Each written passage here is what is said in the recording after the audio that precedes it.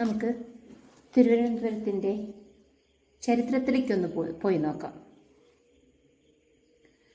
തിരുവനന്തപുരത്തിൻ്റെ ചരിത്രം നമ്മൾ പരിശോധിക്കുമ്പോൾ പ്രാചീനമായിട്ട് പറയുന്നതിൽ ഒരു കഥയുണ്ട്. ഇന്ന് ഉള്ള തിരുവനന്തപുരം സിറ്റി ഒക്കെ ആ പെരുന്ന പ്രദേശം കാടായിരുന്നു. അതിന് അനന്തൻ കാട് എന്നാണ് വിളിച്ചിരുന്നത്. അവിടെ ഒരു പുലയ ദമ്പതികൾ താമസിച്ചിരുന്നെന്നും അതിൽ ആ പുലയ സ്ത്രീ ഒരു ദിവസം പുല്ലരിയാനായിട്ട് കാട്ടിൽ പോയി. ആ സമയത്ത് ഒരു കുഞ്ഞിൻ്റെ ശബ്ദം, കരയുന്ന ശബ്ദം കേട്ടു. അവരവിടെ എല്ലാം തിരഞ്ഞു. കുറച്ച് മാറിയായിട്ട് ഒരു കുഞ്ഞിനെ കണ്ടു. ആ കുഞ്ഞിനെ കാണാൻ അതിഭയങ്കര ഭംഗിയും ഒരു ദിവ്യത്വം ഒക്കെ തോന്നിയതുകൊണ്ട് അവർ ഇച്ചിരി പേടിച്ചു പോയി. അപ്പോൾ അവർ ആ കുഞ്ഞിന് കുറച്ച് പാലും ഒക്കെ കൊടുത്തു. അതിനുശേഷം അതിനെ ഒരു മരത്തിൻ്റെ തണലിൽ വെച്ചു. കുറച്ച് കഴിഞ്ഞ് വന്ന് നോക്കുമ്പോൾ കാണുന്നത് ഈ കുഞ്ഞിനെ ഒരു മരപ്പൊത്തിലാണ്. ആ മരപ്പൊത്തിൽ അതിന് വെയിലേൽക്കാതിരിക്കാൻ വേണ്ടിയിട്ട് 5 തലയുള്ള ഒരു പാമ്പ് തല വിടർത്തി നിർത്തിയാണ്. അങ്ങനെ അതിൻ്റെ ആ തല കൊണ്ട് ഈ കുഞ്ഞിന് വെയിലേൽക്കാതെ നിൽക്കുന്നതായിട്ടും കണ്ടു. അപ്പോൾ അവരാകെ പരിഭ്രാന്തിയായി. ഈ വാർത്ത നാട്ടിലൊക്കെ പരന്നു. അത് അന്നത്തെ തിരുവിതാംകൂർ രാജാവ് അറിഞ്ഞുവെന്നും അദ്ദേഹം ഈ സ്ഥലത്ത് ഒരു അമ്പലം പണി കഴിപ്പിച്ചുവെന്നും. അപ്പം ഈ കുഞ്ഞിനെ കണ്ടു കഴിഞ്ഞപ്പോൾ അവർക്ക് ഈ അനന്തൻ 5 തലയുള്ള പാമ്പെല്ലാം കൂടി കണ്ടു കഴിഞ്ഞപ്പോൾ അത് വിഷ്ണുവിൻ്റെ അവതാരമാണെന്നൊക്കെ എല്ലാവരും പറഞ്ഞു. അങ്ങനെ രാജാവും അതിലൊരു വിശ്വാസം കൊണ്ടതുകൊണ്ടാവാം അവിടെ ഒരു ക്ഷേത്രം പണിതു. ആ ക്ഷേത്രം ആണ് ഇന്ന് നമ്മൾ ഇന്നത്തെ ശ്രീ പത്മനാഭസ്വാമി ക്ഷേത്രത്തിൻ്റെ അമ്പലം ആദ്യമായിട്ടുണ്ടായിരുന്നത്. നമുക്ക് എല്ലാം അറിയാം. ഇപ്പോൾ അതിനെ പുതുക്കി പണിത് ആ പത്മനാഭസ്വാമി ക്ഷേത്രത്തെ ആണ് മാർത്താണ്ഡവർമ്മ പുതുക്കി പണിതത്.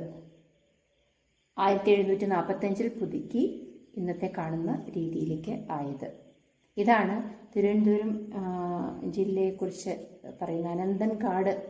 അങ്ങനെ അവിടെ ഒരു അമ്പലം വരികയും ആ വാക്കിൽ തന്നെ അറിയാം തിരുവനന്തപുരം. അനന്തൻ്റെ പുരമാണ്, അനന്തൻ്റെ പട്ടണമാണ്. അങ്ങനെയാണ് തിരുവനന്തപുരം എന്ന പേരും വന്നിരിക്കുന്നത്.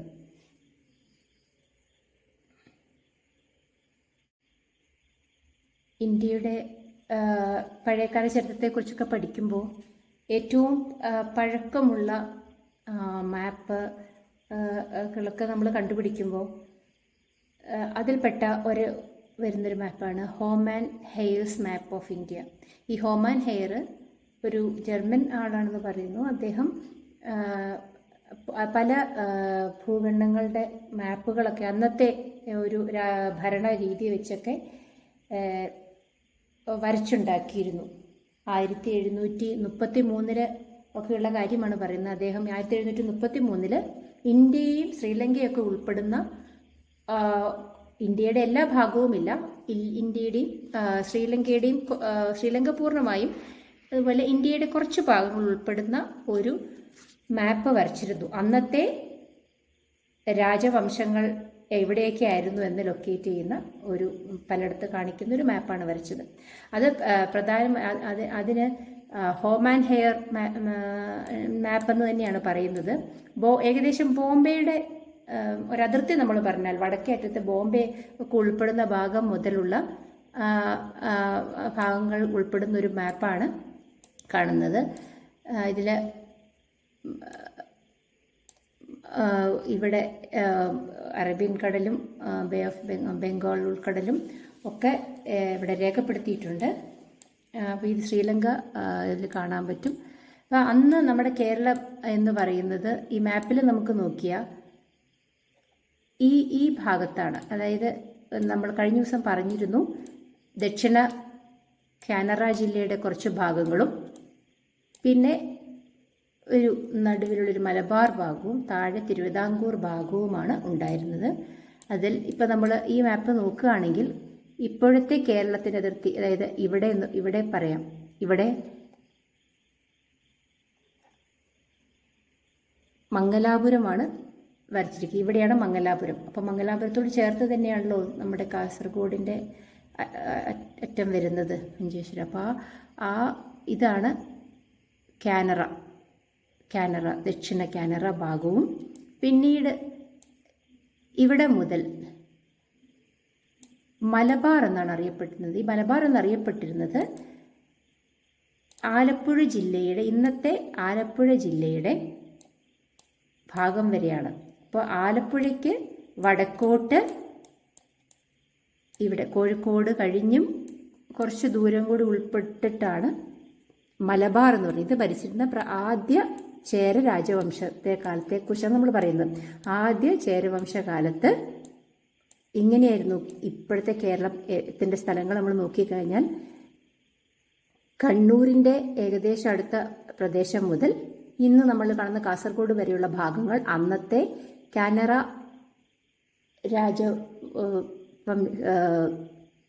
രാജ്യത്തിലാണ് പെട്ടതെന്ന് പറയാം.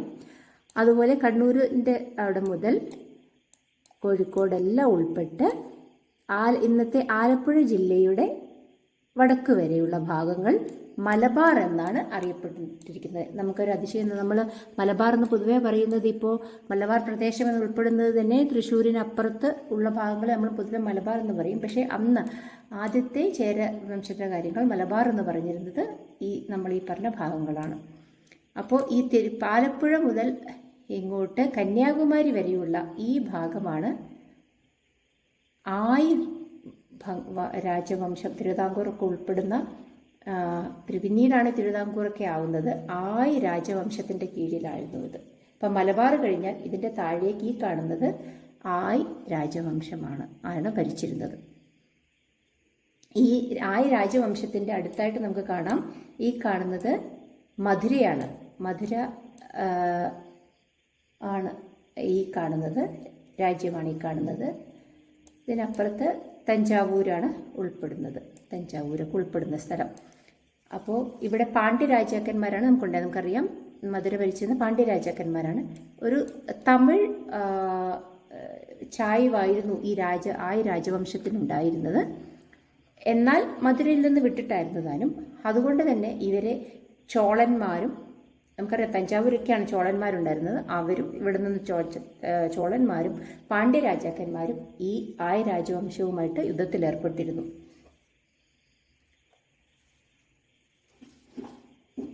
ഇന്നത്തെ തിരുവനന്തപുരത്തെക്കുറിച്ച് നമ്മൾ പറയുമ്പോൾ അതിൻ്റെ പ്രാചീന ചരിത്രം എടുത്തു നോക്കിയാൽ തീർച്ചയായും അത് രാജവംശത്തിൻ്റെ ഭാഗത്താണ് ഉണ്ടായിരുന്നത്.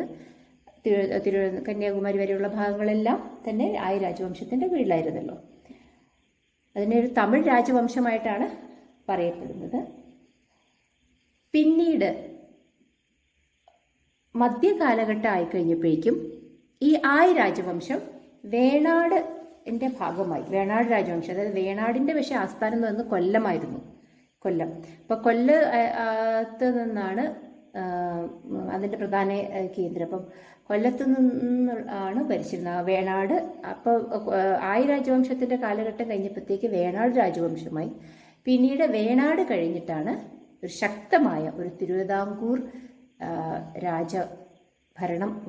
രാജവംശം വന്നത്. അത് ഏതാണ്ട് 18-ാം നൂറ്റാണ്ടിലാണ് തിരുവിതാംകൂർ രാജവംശം ഉണ്ടായത്. അത് ആധുനിക തിരുവിതാംകൂറിൻ്റെ പിതാവ് എന്നറിയപ്പെടുന്ന നമുക്കെല്ലാം അറിയാം മാർത്താണ്ഡവർമ്മയാണ്. മാർത്താണ്ഡവർമ്മയാണ് പത്മനാഭസ്വാമി ക്ഷേത്രം പുതുക്കി പണിതതും. അദ്ദേഹം അതിനുവേണ്ടി നമുക്കറിയാം ദാസനായി ജീവിക്കാൻ ആഗ്രഹിച്ച അദ്ദേഹം അന്ന് പത്മനാഭപുരത്തായിരുന്നു തിരുവിതാംകൂറിൻ്റെ ഭരണകേന്ദ്രം ഉണ്ടായിരുന്നത്.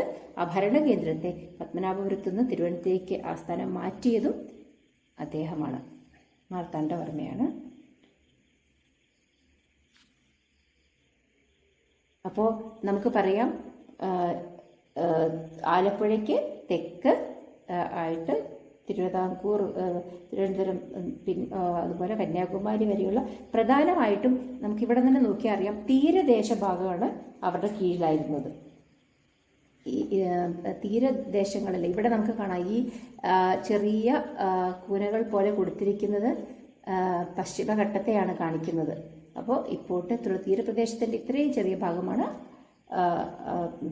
പഴയ തിരുവിതാംകൂറിൻ്റെ ഏറ്റവും ആദ്യം നമുക്ക് ചരിത്ര രേഖകളിൽ ഉണ്ടായിരുന്ന ആദ്യത്തെ രാജവംശമായ ആയ രാജവംശം ഉണ്ടായിരുന്നത്. അതായത് തിരുവനന്തപുരത്തെ സംബന്ധിച്ചാണ് ആയ രാജവംശം ഏറ്റവും പ്രാചീനമെന്ന് നമുക്കറിയുന്നതിൽ ഏറ്റവും പ്രാചീനമെന്ന് പറയുന്നത്.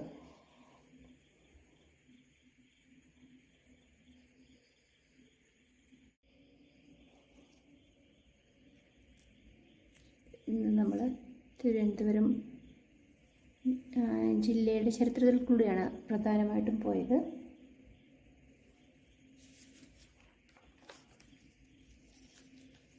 ജില്ലയുടെ അതിർത്തികൾ എന്താണെന്നൊക്കെ നമ്മൾ നോക്കി. വടക്ക് വശത്തായി കൊല്ലവും പടിഞ്ഞാറ് വശത്തായിട്ട് അറബിക്കടലും കിഴക്കും തെക്കുമായിട്ട് തമിഴ്നാടിൻ്റെ ജില്ലകളുമാണെന്ന് കണ്ടു. പിന്നെ നമ്മളതിൻ്റെ പ്രധാന ചരിത്രത്തിലേക്കൊന്ന് നോക്കിക്കഴിഞ്ഞപ്പം ഏറ്റവും പഴയ രാജവംശം തെക്കൻ കേരളത്തിലെ ഏറ്റവും പഴയ രാജവംശമായ ആയി രാജവംശമാണ് ഉണ്ടായിരുന്നത്. അത് തിരുവനന്തപുരത്തിൽ തിരുവല്ല മുതൽ നെയ്യാറ്റിൻകര വരെയുള്ള ഭാഗം, അതായത് ആലപ്പുഴ ജില്ലയിൽ മുതൽ നമ്മൾ നേരത്തെ പറഞ്ഞ പോലെ കന്യാകുമാരി ജില്ലയിൽ ഉൾപ്പെടുന്ന ഭാഗങ്ങൾ വഴി നമ്മൾ കൃത്യമായി പറഞ്ഞാൽ ഇന്നത്തെ തിരുവല്ല മുതൽ നാഗർകോവിൽ വരെ കടന്ന ഒരു രാജവംശമാണ്. തീരപ്രദേശത്തോട് ചേർന്ന ആയിട്ട് രൂപീകരിച്ച ഒരു രാജവംശമാണ് ആയ രാജവംശം എന്ന് കണ്ടു. പിന്നെ അതിന് ശേഷമാണ് വേണാട് രാജവംശം എന്നൊന്നും, അതിന് ശേഷമാണ് തിരുവിതാംകൂർ രാജവംശമെന്ന് നമ്മൾ കണ്ടു. അതിനുശേഷം കേരളം രൂപീകൃതമായിരുന്നപ്പോൾ ഏറ്റവും അവസാനമായി ഉണ്ടായിരുന്ന രാജവംശം എന്ന് പറഞ്ഞാൽ അത് തിരുവിതാംകൂർ രാജവംശമാണ്. അടുത്ത അതിൽ നമ്മൾ കുറച്ചും കൂടി തിരുവനന്തപുരത്തിൻ്റെ കുറേ പ്രത്യേകതകളിൽ കൂടി നമുക്കൊന്ന് പോയി നോക്കാം.